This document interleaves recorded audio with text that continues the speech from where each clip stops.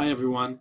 This video is a presentation of the first part of Book 2 in Plato's Republic. And so we join Socrates and his friends as they're talking about the topic of justice. And in Book 1, we've just met this guy named Thrasymachus, who's defending injustice against justice. Thrasymachus is thought to be the bad guy of the Republic. And now in Book 2, one of the other guys named Glaucon is picking up the argument. He's picking up the baton in order to continue the argument against justice. Now, this is not Glaucon's actual beliefs. Glaucon is only arguing this because he wants to see Socrates argue in favor of justice. But nonetheless, he's going to pick up the baton and argue in favor of injustice for the time being. So, he says, first, there are three kinds of goods.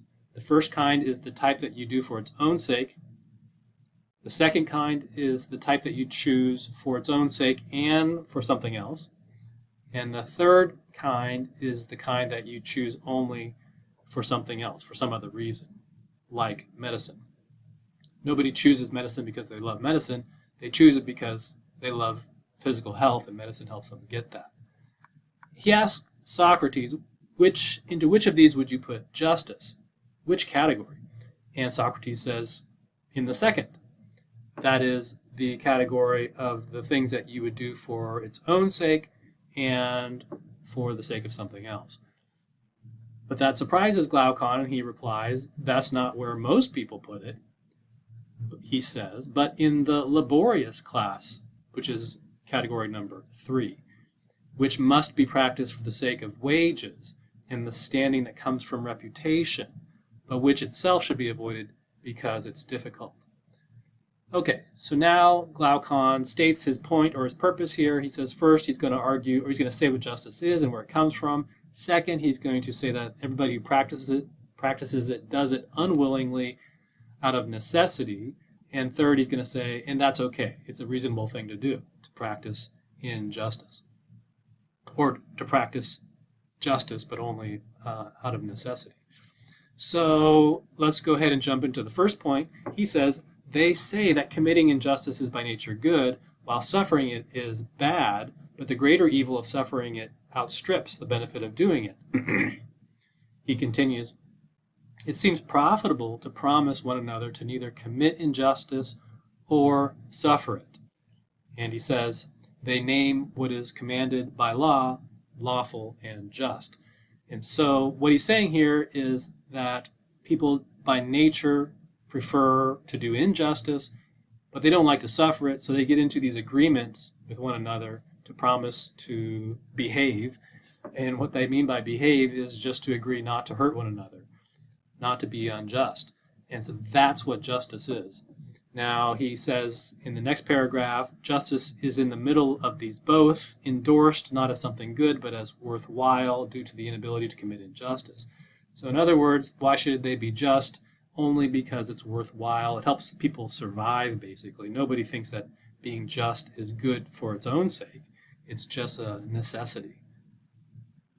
Now, the next section, he says, those who practice it do so unwillingly from a lack of power to commit injustice. If they had the power to go around and do what they wanted without any repercussions, they would. And he uses this example to show this idea, and this is the Ring of Gyges. And so he says there's a guy who discovers this magic ring that confers invisibility. So yes, this is the first magic ring story, one that you've probably heard before, but this is where it came from. So the idea is he finds this magic ring. When he puts it on, it turns invisible. Once he realizes this, he now can do whatever he wants because there's no consequence. He's not going to get caught. So he does all kinds of bad things, and it culminates in his taking over the kingdom. So he says, Glaucon says, now if there were two such rings, and you give one to a good man and the other to a bad man, he says they both would result in the same outcome.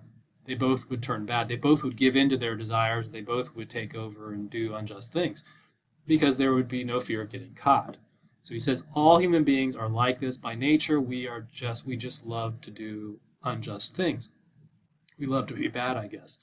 At least that's what Glaucon is saying here.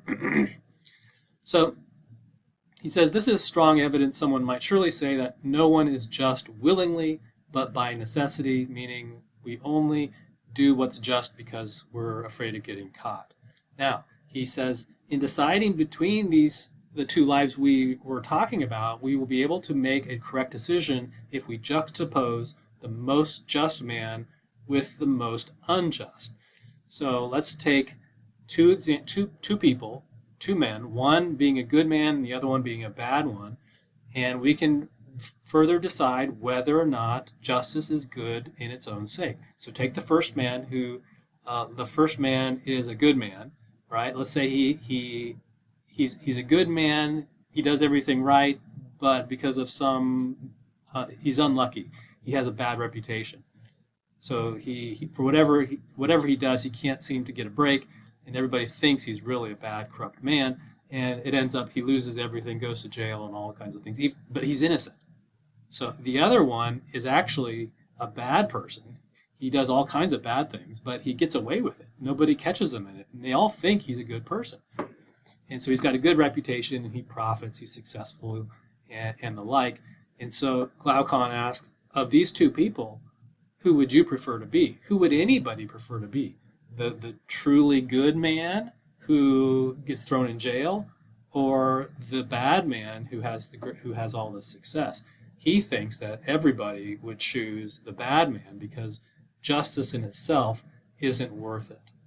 Only one's reputation, only the consequences are what people care about. So people really truly love injustice. And he ends this section by saying, in this way, Socrates, they say that the unjust man is provided with a better life than the just man, both from the gods and from men.